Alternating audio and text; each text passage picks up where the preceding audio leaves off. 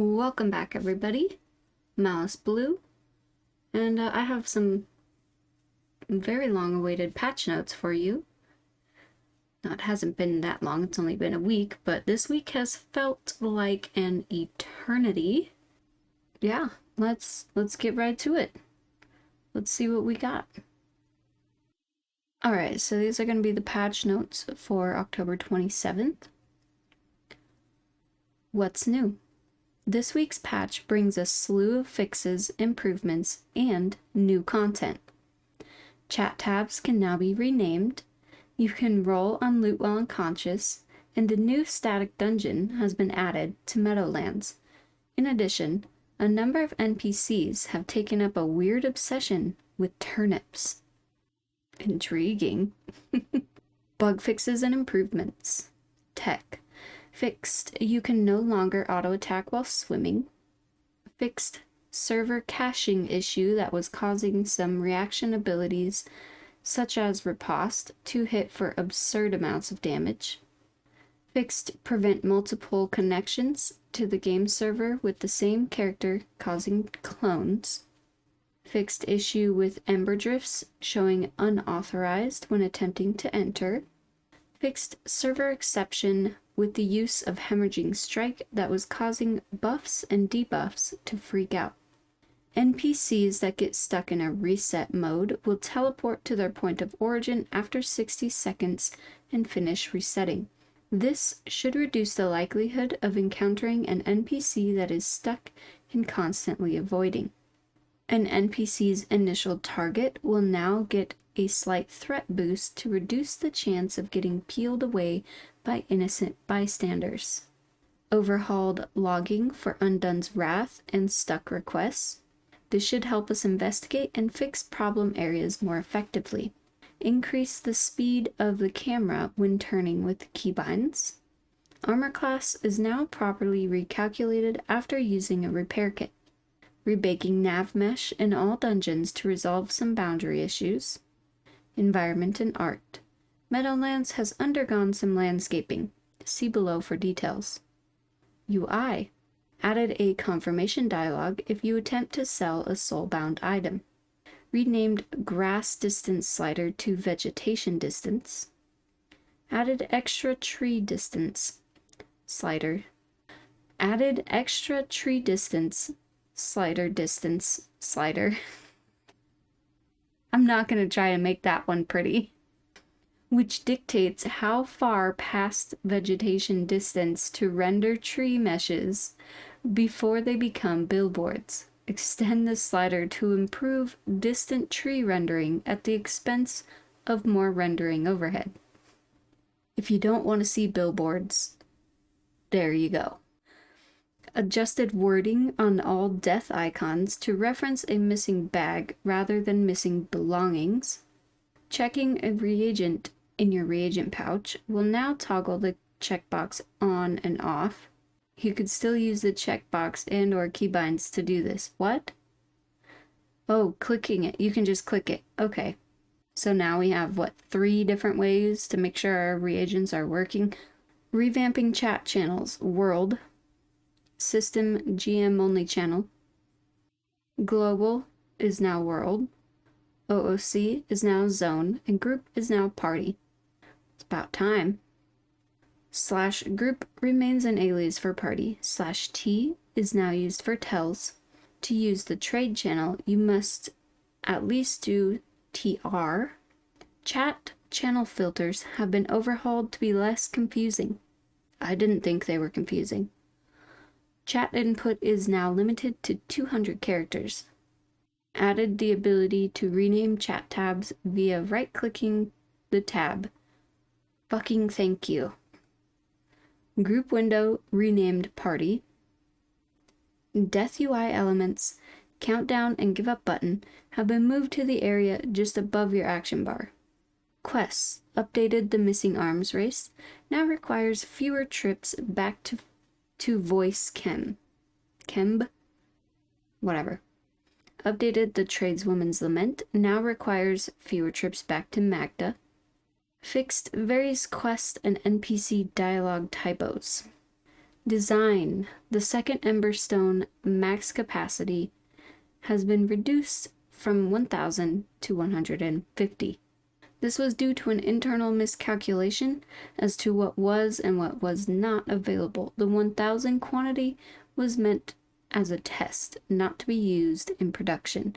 If you currently have more than 150 essence, it will be clamped to 150 the next time it is altered.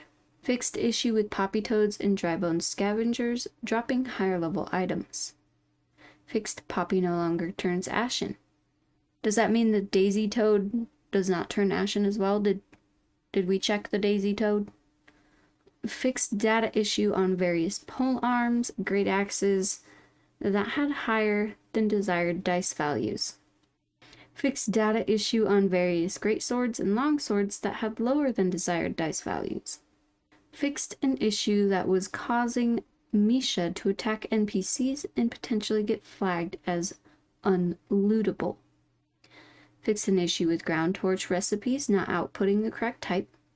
Fixed an issue with hemorrhaging strike damage being absorbed by armor, and an issue preventing additional procs from triggering. Fixed issue with level 10 crafted throwing knives that was adding additional threat. Fixed an issue with Northreach Spider Cave where spiders were ignoring line of sight when calling for help. Fixed spawn issues with frenzied mobs in New Haven Valley. Changed spawns in Northreach around house closest to New Haven Wall to better serve players seeking infected skins for the Warlord's specialization questline. Northern Crocs and Meadowlands are on a new dental plan and can now also drop unbroken teeth. Yeah, can I get their dental plan too? Reduced Ashen Boar AoE damage. Added multiple versions of the Basilisk armored plates to better balance the ability for solo and group play. Soggy Boots updated with movement debuff resist rather than movement. Yosef's Mask fixed to have 0 armor weight. Adjusted difficulty of group content 2 and 3 chevron mobs. Changes to Duelist. We've been monitoring a lot of the feedback on Discord related to the power of the specialization, as well as many of the great suggestions on how to change things. For now, the changes are targeted around the values of the current abilities and will be monitored. Reduced stamina usage on patch. Damage and duration of serration increased. Trigger count decreased. Damage increased on combined strike. Cooldown decreased. Changes to quest spawns and rewards.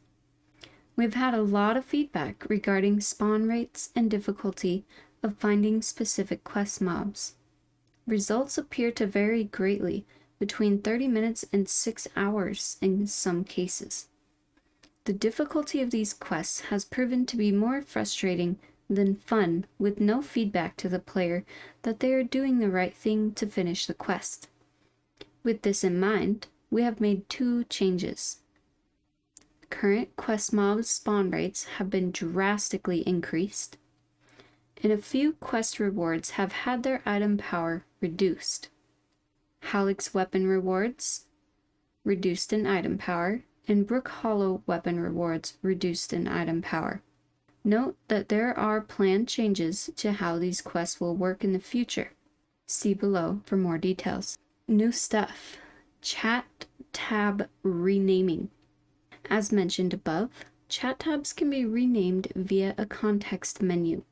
Just right-click on the chat tab and you can set or clear the custom name. Turnips. The townsfolk of New Haven seem to have gone a little turnip crazy. For some reason, the town is covered in carved turnip heads.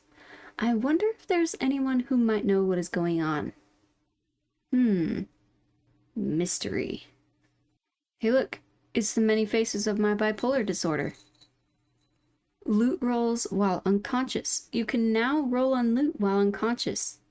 Hooray!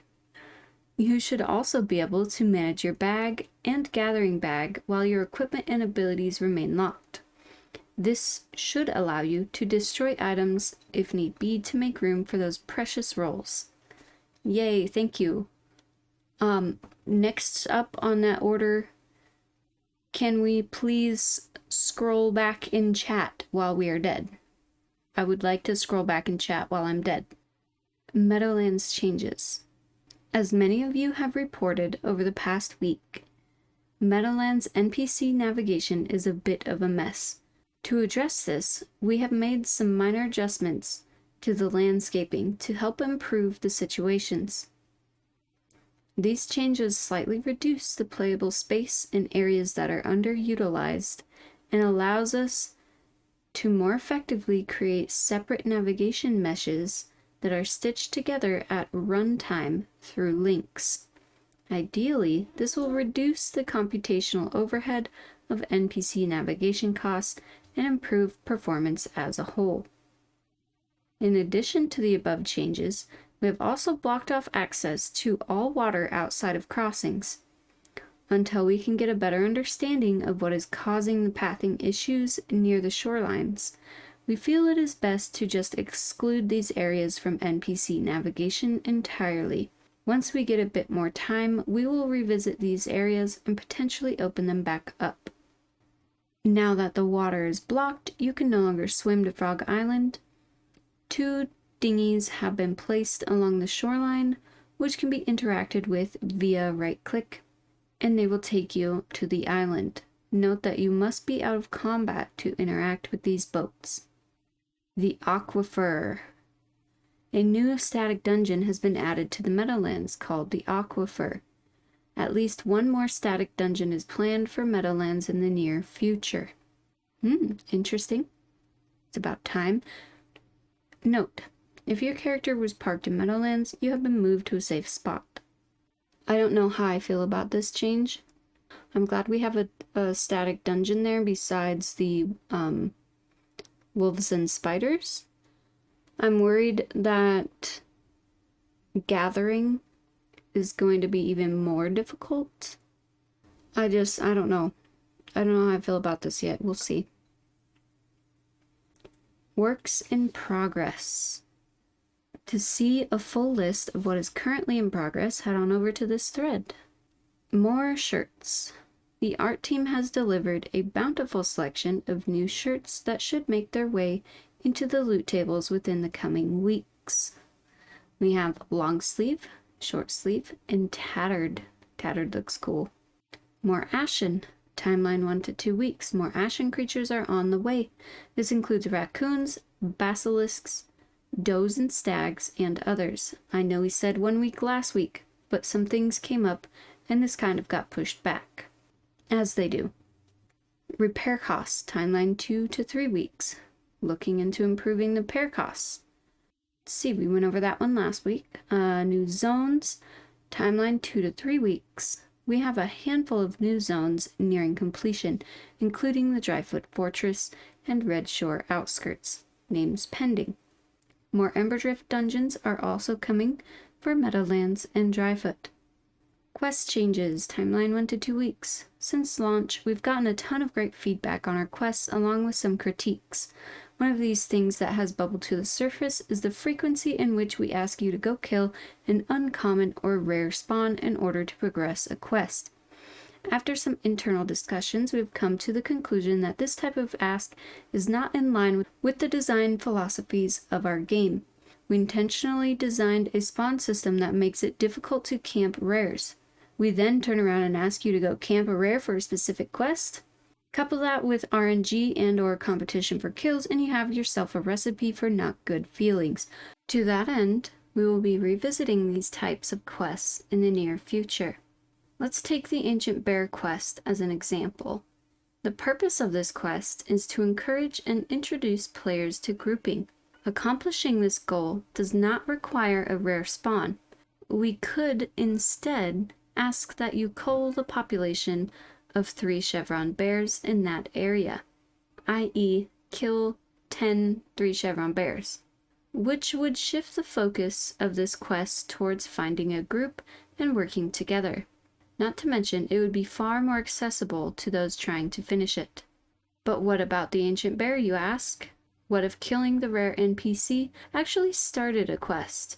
Instead of asking you to go find a rare, you now happen upon a rare during your adventures and get a new quest. This way, if you want to do the ancient bear quest, you are actively making the decision to go camp the rare, rather than us asking you to do it. I think the difference here is a subtle but important one. If we ask you to go camp a rare, then you will likely feel compelled to do that, rather than doing what you find most enjoyable. Whereas coming across a rare and acquiring a quest from killing it is a much more organic way to handle this. And for those of you who seek this rare, you are actively choosing to do it rather than feeling compelled. The ancient bear quest was used for illustrative purposes and may end up differently than my example. Known issues. Occasionally a loot roll may be skipped entirely and a carcass will be given. When this happens, please provide any relevant details as we are still trying to track this one down. Not all ember rings or points of interest are proper map discoveries. Deconstructing crafted items returns junk 100% of the time. Not all clothing and armor has visuals. Dragging a group nameplate in the group window will set the wrong pivot point for the group window, and the whole thing will drag a bit weird. Typing chat text may occasionally become invisible. Unfocus your chat window, and trying again a few times typically resolves this. Sometimes when you respawn, you don't end up with the proper ember ring. If this happens, please report the position where you died via the report command. Mac OS, zooming the camera while holding the right mouse button can cause your chat window to scroll. This is not intended behavior. At some camera angles, the sun may go dark. This should not happen frequently, but is readily reproducible at some locations. Investigating a fix. Role distribution. I took a look at level progression events in our logs and put together some stats for you regarding the distribution of roles, specializations, and trade professions. The first table is the fraction of base roles to reach level 6. Striker at 40%, Supporter at 35%, and Defender at 25%. Next, I queried the fraction of specializations to reach level 7. Specialization Warlord, 16%. Warden, 16%. That's no surprise. Berserker, 14%. Knight, 13%. Sentinel, 10%. Brigand, 9%. Duelist, 9%. Juggernaut, 7%. And Martial at 6%. If we do the same stats for Gathering to level 6, we have Hunter at 40%, Forester at 30%, and Prospector at 30%. Finally, we can look at the distribution of crafting professions to reach level 6. Provisioner at 28%, Outfitter 20%, Armorsmith 14%, Weaponsmith 14%, Tinkerer 12%, and Woodworker 12%. Alright guys, that's it. Has the patch notes. Alright, thank you so much for watching, and I really hope to see you all in game.